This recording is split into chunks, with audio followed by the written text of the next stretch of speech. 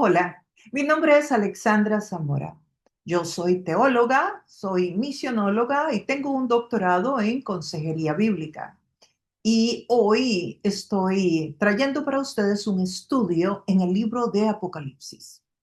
Este es un estudio que lo vamos estudiando verso por verso y palabra por palabra, dando el contexto social, político y económico para poder extraer la mayor cantidad de conocimiento que nos permita informarnos mejor sobre este libro y también conocer a Dios.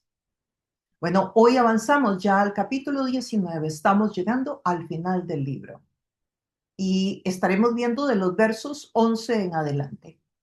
Bueno, sin más, vamos a continuar. Te recuerdo, suscríbete al canal si no lo has hecho. Dale un like a esa campanita también, porque eso nos ayuda muchísimo para que esta palabra llegue a todas las familias de la tierra y muchos conozcan a Jesús. Avanzamos en este estudio del libro de Apocalipsis, capítulo 19. Hoy estaremos viendo la segunda parte de este capítulo, de los versos 11 en adelante. Y ustedes recordarán que en la primera parte de este estudio que ya hicimos la semana pasada, encontramos lo que se llama en teología los cuatro aleluyas y estuvimos explicando cada uno de ellos y todos en referencia a la venida de Jesús, a la segunda venida de Jesús. También hablamos de que este evento al que estaremos dedicando también el tiempo hoy sucede casi que al final de la gran tribulación, ya antes del milenio. En el próximo capítulo que veremos, el capítulo número 20, estaremos ya ocupándonos del milenio, estudiándolo. Así que hoy avanzamos con estos versos, esta segunda parte, que es muy importante porque se refiere precisamente al momento en que Jesús vuelve a la tierra, a la segunda venida de Jesús. Y bueno, preparémonos espiritualmente para que al mismo tiempo que vamos estudiando el texto, celebremos con Jesús esta segunda venida, que es uno de los acontecimientos más importantes para la iglesia. Y veremos por qué es tan importante en el transcurso del estudio. La sección anterior terminaba diciendo que el testimonio de Jesús es el espíritu que inspira la profecía. Para aclarar y arrojar un poquito de luz a esto, ya que no lo cubrimos en el estudio anterior, se refiere a que los profetas todos apuntaron a Jesús. Jesús es el espíritu que inspiró la profecía antiguo testamentaria. Todos los acontecimientos que vamos a estudiar hoy y que hemos venido estudiando en las últimas estudios son señalados desde el Antiguo Testamento miles de años antes de la venida de Jesús. Entonces, ese es el significado de que Jesús es el espíritu que inspira la profecía. Todas las profecías fueron dadas por Jesús para que se cumplieran. Las profecías no tienen como propósito atemorizarnos. El estudio de Apocalipsis tampoco. El propósito es alertarnos, recordarnos, mantener nuestra expectativa de que Jesús viene y sobre todo darnos la seguridad de que sus promesas, sus profecías se van a cumplir absolutamente todas.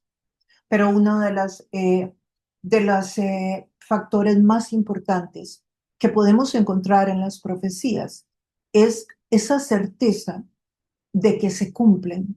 Y eso nos tiene que dar fe, nos tiene que dar confianza, porque las profecías tienen como propósito darnos fe, en lugar de provocarnos temor, darnos fe. ¿Por qué? Porque estamos viendo que se cumple.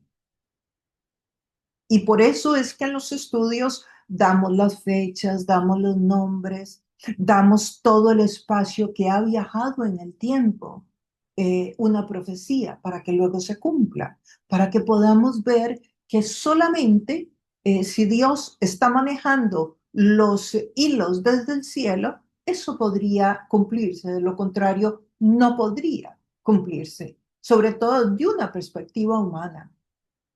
Y desde luego, que esto provoque fe en ti.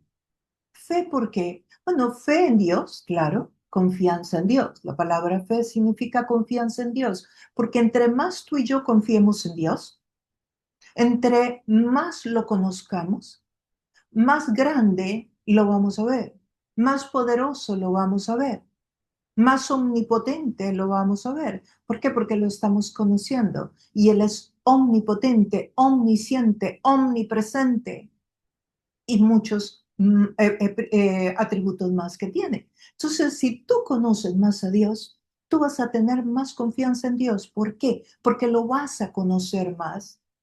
Por eso es la gran diferencia entre la oración de una persona que conoce a Dios más y la oración de una persona que lo conoce menos. Porque a la hora de orar hay más o menos fe. Todo es dependiendo de cuánto lo conozcas. Porque así de poderoso lo vas a encontrar, lo vas a conocer para estar seguro de que va a contestar tu necesidad. Y las profecías tienen como propósito afirmarnos en la fe, porque nos damos cuenta que sí, que Dios es real, que Jesús es el Hijo de Dios, que no es un ángel más, que las profecías no fueron simplemente una persona que por ahí se había tomado algo y empezó a escribir desde una perspectiva humana, sino que fueron inspiradas por Dios. Y todos estos elementos son muy importantes porque desde nuestra humanidad, qué difícil es a veces creer ciertos asuntos de la Biblia, ¿verdad? Y yo lo entiendo perfectamente, porque aunque hoy no estoy ahí, pero una vez estuve. Cuando empecé a caminar con Jesús, cuando solo tenía algunos años, todavía habían preguntas que me hacía. Hoy que ya tengo tanto tiempo de caminar con Jesús y que lo he conocido en una y otra situación de la vida, lógicamente se van disipando todas las dudas. ¿Y cómo conoces a Jesús? Bueno, conociendo su palabra, orando y poniendo en práctica la palabra de Dios. Y hoy que estudiamos el libro de Apocalipsis, con más razón todavía debemos de acercarnos al texto como quien no se acerca a conocer el libro de Apocalipsis, sino a conocer a Dios, a través del libro de Apocalipsis. Jesús va a regresar. Eso es un hecho. Y eso es lo que nos quiere decir y comunicar hoy el texto bíblico, la palabra de Dios. Y esta es la visión de Juan sobre esa segunda venida que además, como decía anteriormente, es un tema muy, pero muy mencionado en el texto bíblico. Miren, después de la palabra fe, en la segunda venida de Jesús es el tema más mencionado en todo el compendio bíblico. Así que imagínense la importancia que tiene. Estamos ante un evento importantísimo. Uno de cada 30 versos que se menciona en el texto bíblico en referencia a estos acontecimientos se relaciona con la segunda venida. Imagínate, uno de cada 30 versos de la Biblia. Y siempre dice, en la mayoría, que debemos de estar listos. Las profecías tenían como propósito, además, que estuvieran listos el pueblo de Israel. Porque toda la Biblia apunta a este momento. Es que el Apocalipsis es como la culminación de esa historia de amor de Dios con la humanidad. Es que si tú lo ves, es como una historia de amor. Es Dios una y otra vez persuadiendo a la iglesia para que se vuelva a Él, para que lo ame, para que lo obedezca, para que lo siga. Sí, es un amor impresionante el que Dios le tiene a la humanidad. Es un amor tremendo el que Dios te tiene a ti. ¿Cuántas veces el Señor ha insistido en tu vida? ¿Cuántas veces Dios ha tocado a tu puerta? ¿Cuántas veces Dios te habla para que lo busques? ¿Cuántas veces el Señor trata de seducirte de diferentes formas para que te alimentes de su palabra, para que saques un rato para orar? Bueno, es porque te ama y te quiere evitar una eternidad separada de Él. Y ese es el propósito, inclusive hasta cuando nos disciplina. Es persuadirnos de que a través de la disciplina, inclusive el juicio, cuando hay juicio en la vida de alguien, es como dándole una cucharadita a esa persona para que pruebe la amargura, la zozobra, la angustia, la desesperación que va a tener en la eternidad si se separa de él o si no está con él. Imagínense qué amor.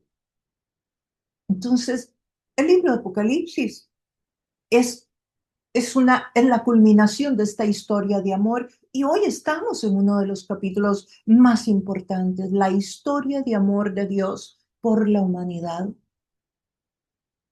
Este es el momento este momento que vamos a estudiar, este texto, es el momento cuando la serpiente será pisada en la cabeza. ¿Recuerdan en Génesis? Que hay una promesa de que la serpiente que tentó a Adán y a Eva en el huerto del Edén será pisada en la cabeza. Bueno, es este momento que vamos a leer hoy.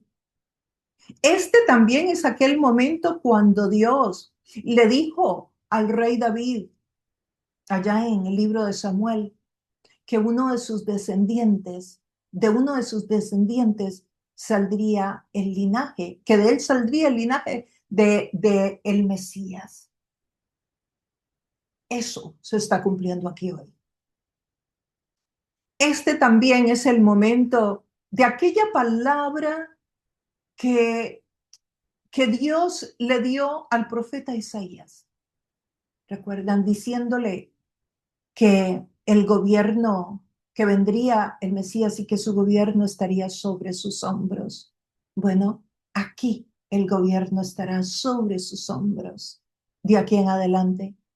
También este es el momento de muchas otras profecías, pero voy a mencionar solo una más, de cuando Nabucodonosor en el imperio de Babilonia, que Babilonia aquí es mencionada como el sistema del anticristo, tanto el sistema espiritual como el sistema económico y político.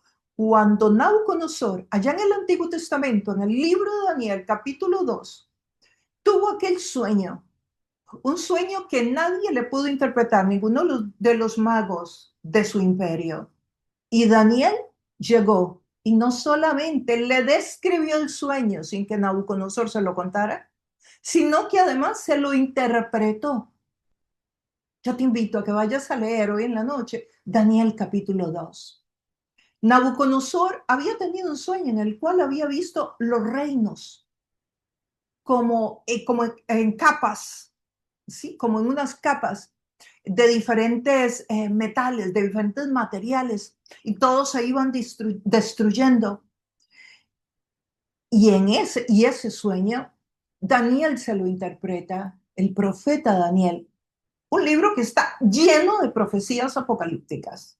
De hecho, Daniel es el que profetiza la última semana, que es precisamente lo que estamos leyendo.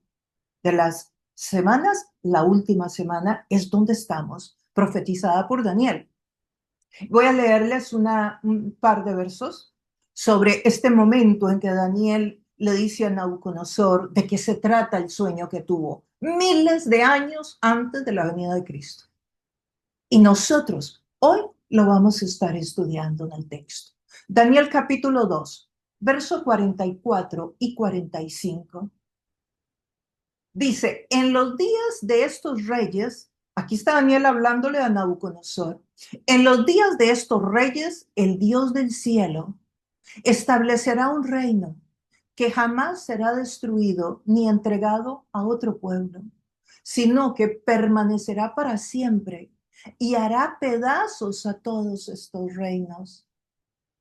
Este es el significado de la roca que fue cortada de la montaña no por manos humanas, que hizo añicos al hierro, una de las capas que les mencioné, al bronce, otra, al barro, a la plata y al oro.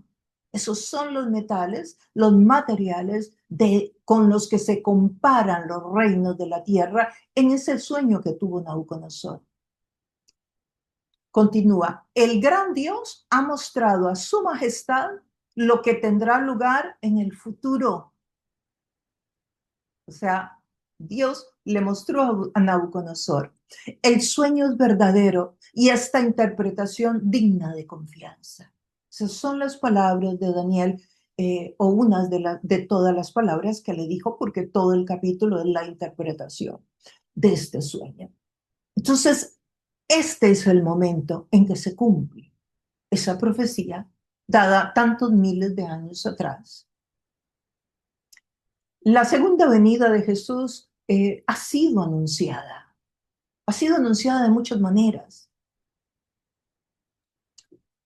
Y entrando al texto propiamente de hoy, dice el verso 11, capítulo 19, libro de Apocalipsis.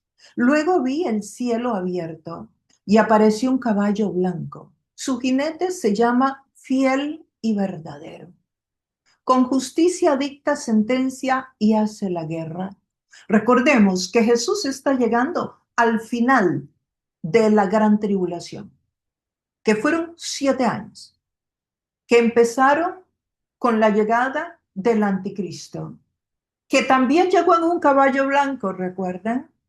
Y que lo estudiamos, que sí que llegó en un caballo blanco, pero que traía un arco en sus manos y que pudimos estudiar de que se trataba del anticristo, que vendría con una iniciativa de paz que sería falsa, una iniciativa de paz para las naciones y que sería un diplomático, sería una persona que va a traer, va a ofrecer una iniciativa de paz al mundo, pero no con guerra, sino con paz. Bueno, y venía en un caballo blanco. Y yo les mostré cómo lo del caballo blanco se refería precisamente a una imitación de lo que luego sería Jesús en su segunda venida. Pero definitivamente Jesús va a regresar y va a regresar en un caballo blanco y su jinete, dice, se llama Fiel y Verdadero. Eso es Jesús. Jesús es fiel. Jesús es fiel, tú puedes confiar en Jesús. Jesús te ama y tú eres importante y Él es verdad. Él es la verdad. Sí, es que la verdad no es qué es la verdad, es quién es la verdad. Y la verdad es Jesús. Jesús es la verdad.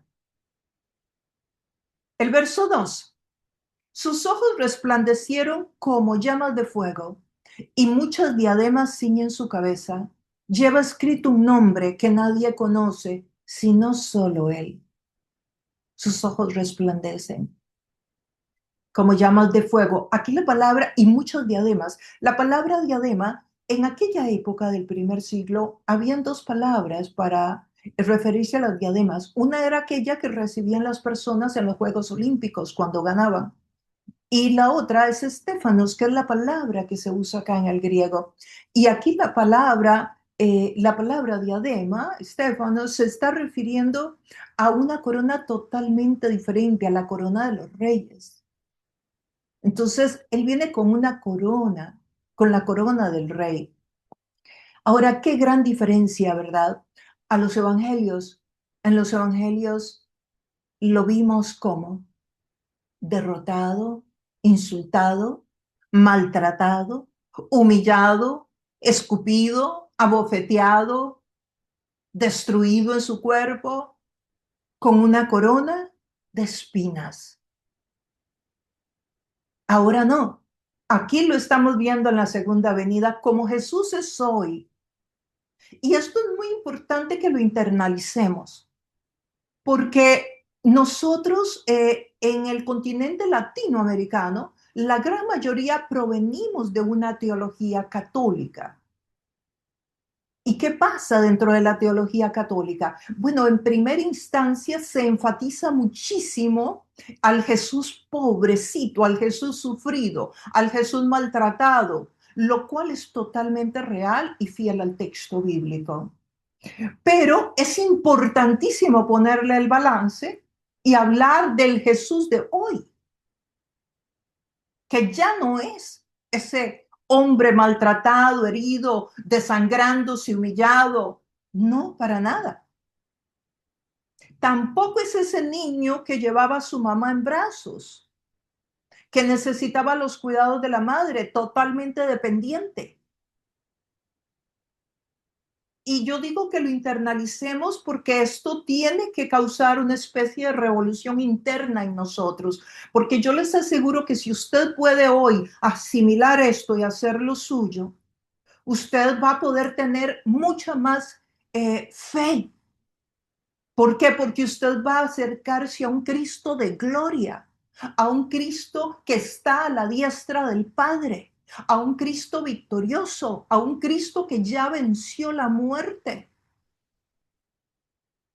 que no es un dependiente, que no es alguien que necesita que lo cuiden, que no es el Cristo que nos presentan los evangelios, ni tampoco el que vemos en las obras de arte de la Iglesia Católica, que es generalmente en los brazos de su madre, sino que aquí estamos hablando de un Cristo que ya reina. Y eso nos tiene que empoderar y nos tiene que poner colirio en los ojos desde la perspectiva espiritual para que podamos acercarnos con Él con una confianza plena de que nos estamos acercando a un Dios que todo lo puede, a un Dios que quiere ayudarte, a un Dios para quien tú eres importante, un Dios que quiere tu bienestar y que además te lo puede dar. Entonces, quiere tu bienestar y además te lo puede dar. Quiere tu salud y además te la puede dar. Y ya ganó esas batallas por ti en la cruz del Calvario.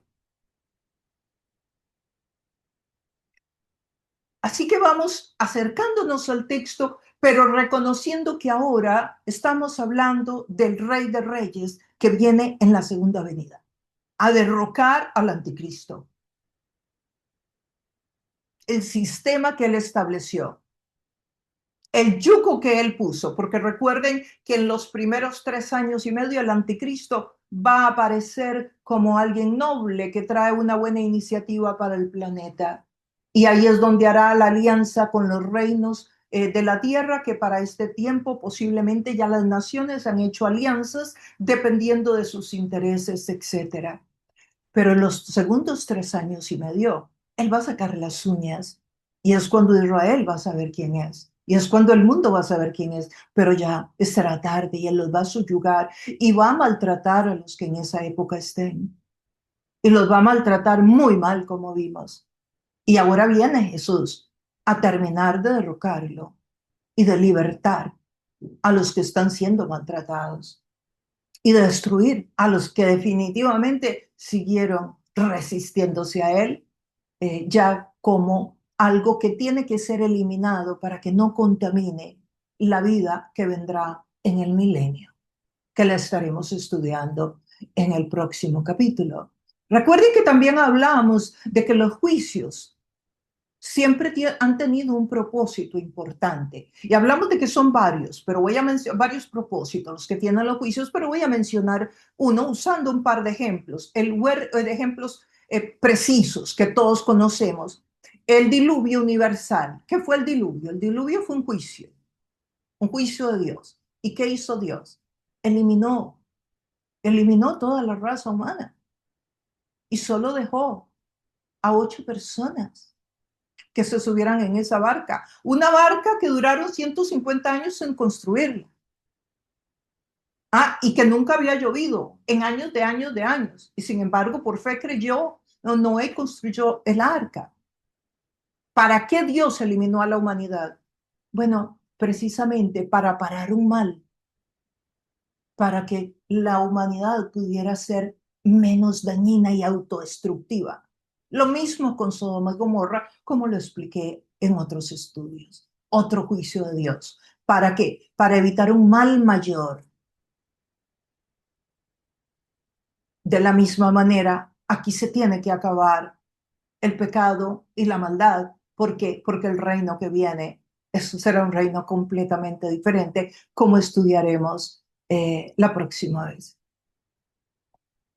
Y dice que lleva un manto teñido en sangre. Esa no es la sangre de Jesús, la sangre de los mártires, de todos aquellos que creyeron durante la gran tribulación y el anticristo los atacó ferozmente, que los estuvimos estudiando en varios capítulos de este libro.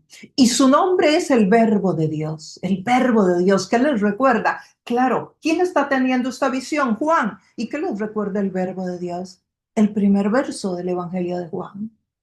Jesús es el verbo y el verbo era con Dios. O sea, dando a entender que la palabra que estudiamos es el mismo Jesús. La palabra es Dios. Jesús es Dios y Jesús es la palabra, el verbo de Dios, la acción de Dios. El verso 14, los siguen los ejércitos del cielo, montados en caballos blancos y vestidos de tela de lino fino, blanco y limpio. Aquí viene todo el ejército del cielo. Sí, ¿por qué no estuvo el ejército en la cruz? Cuando le decían, bueno, sálvate a ti mismo, porque tenía que cumplirse la profecía para que tú creas, para que yo crea, porque se tenía que cumplir todas esas 300 profecías que se cumplieron alrededor de la muerte y resurrección de Jesús, para que nosotros podamos confirmar que sí, que Dios es real, que Jesús es el Hijo de Dios. Pero aquí sí viene con el ejército del cielo. Ejército que de su voluntad no usó en la cruz. El verso 15. De su boca sale una espada afilada, con la que herirá a las naciones. Las gobernará con cetro de hierro. Él mismo exprime uvas en el lagar. Esto habla de juicio. Para sacar el vino del furor del castigo que viene de Dios Todopoderoso. Es que el juicio para las personas que no creyeron vendrá de parte de Dios Padre. De ahí vendrá el juicio para los que no creen. Él es el que va a enjuiciar a todos los que no reconocieron a su Hijo Jesús como el medio salvífico. Jesús, el juicio de Jesús, les recuerdo, es para los creyentes y no va a ser para juzgarlos por buenos o malos, sino para remunerar por las obras que hicimos. Pero el juicio de Dios es para el inconverso. De su boca sale una espada afilada. Recordamos que la palabra de Dios es como espada de filo, nos dice el apóstol Pedro. Esta guerra, como podemos ver, no la gana la iglesia, la gana Jesús con su espada, con su palabra. Qué gran misterio, ¿no? Alrededor de la palabra, qué poder. El verso 16, en su manto y sobre el muslo lleva escrito este nombre, Rey de Reyes y Señor de Señores. Bellísimas palabras, poderosísimas palabras. Y bueno, para aquellos que tienen tatuajes, esto les puede reconfortar un poco, ya que lleva este nombre en el muslo. Otro título más, Rey de Reyes y Señor de Señores. Otro título más de los 700 títulos que Jesús recibe en la Biblia. Rey de Reyes y Señor de Señores. Quiero leer para ustedes a Zacarías 14, versos 3 y 4. Dice así. Entonces saldrá el Señor. Zacarías, Antiguo Testamento, miles de años antes de la venida de Jesús. Entonces saldrá el Señor y peleará contra aquellas naciones como cuando pelea en el día de la batalla.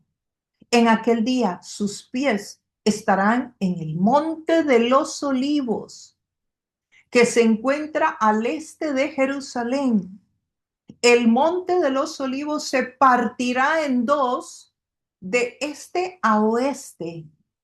Formará un gran valle con una mitad del monte desplazándose al norte y la otra mitad al sur.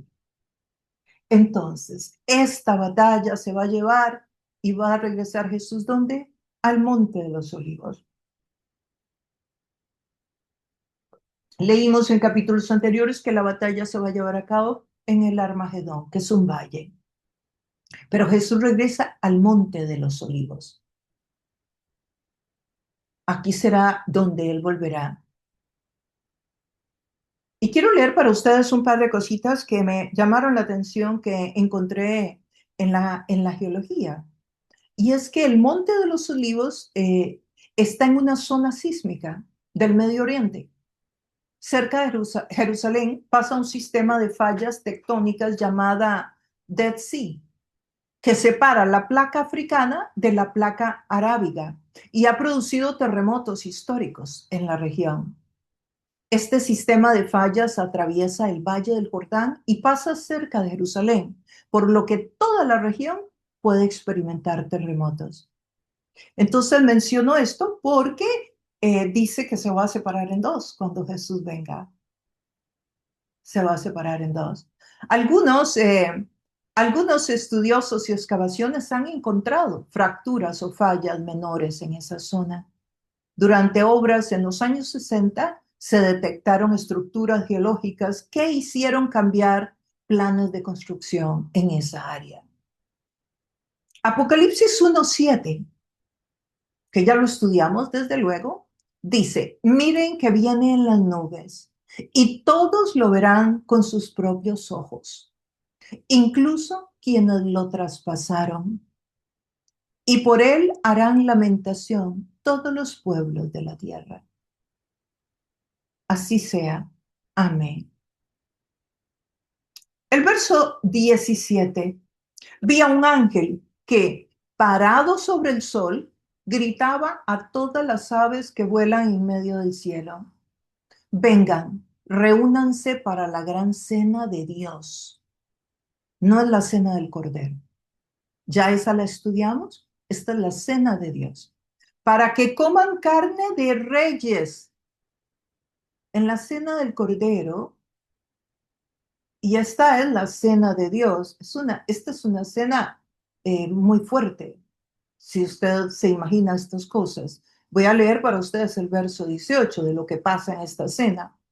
Para que coman carne de reyes, de jefes militares y de magnates, carne de caballos y de sus jinetes, carne de toda clase de gente, libres, esclavos, grandes y pequeños, toda la gente que quedó aquí hasta el final y no quiso creer en Dios. Toda aquella gente que estudiamos en los estudios anteriores, de los capítulos anteriores, que seguían blasfemando, aún cuando veían todas aquellas evidencias del reino venidero durante la gran tribulación. Es mencionada entonces una cena, pero muy diferente de la cena mencionado en los capítulos de la primera parte de este mismo capítulo, que fueron las cenas del Cordero. Que aquí la cena es verdaderamente asquerosa, fea. Las aves representan ustedes lo malo. Estas aves están comiendo a todas estas personas. Las bodas del Cordero y la cena del Cordero, tú y yo somos invitados a sentarnos a la mesa. En esta cena que estamos hablando, las personas vendrían a hacer el plato fuerte, si se quiere poner de una manera muy gráfica. El verso 19. Entonces vi a la bestia y a los reyes de la tierra con sus ejércitos. reunidos para hacer guerra contra el jinete de aquel caballo y contra su ejército. La bestia vuelve a aparecer. ¿Quién era la bestia? El anticristo. Y a los reyes del que está gobernado por quién? Por el dragón. ¿Quién era el dragón? El diablo, Satanás. Y los reyes de la tierra que con sus ejércitos reunidos para hacer guerra contra el jinete. El verso 20, pero la bestia fue capturada junto con el falso profeta. Miren, vuelven a aparecer aquellos dos que habíamos estudiado capítulos anteriores. Pero la bestia fue capturada y también el falso profeta. Este es el que hacía señales en presencia de ella, con las cuales engañaba a los que habían recibido la marca de la bestia y adoraban a su imagen. Entonces la gente, como pueden ver, se dejó poner la marca de la bestia o se va a dejar poner la marca de la bestia en esta época por las señales que va a ser el falso profeta, que ustedes recordarán que el falso profeta venía con una agenda, el anticristo con otra. La agenda del falso profeta era el sistema religioso, un sistema religioso para engañar, que propiciara la entrada para el anticristo. Y también nos dice aquí el texto que esas señales fueron las que persuadieron a la gente ignorante de la palabra de Dios, que no tenían relación con Dios, y se dejaron poner la marca de la bestia. Los dos fueron arrojados vivos al lago de fuego y de azufre. El lago de fuego y azufre es el lugar determinado para la muerte de Satanás y de todos los suyos. Pero aquí la lucha es contra el anticristo y contra el falso profeta. Luego estudiaremos el asunto contra Satanás directamente. Los demás fueron muertos por medio de la espada que salía de la boca del que montaba a caballo. Todas las aves se saciaron devorando la carne de ellos.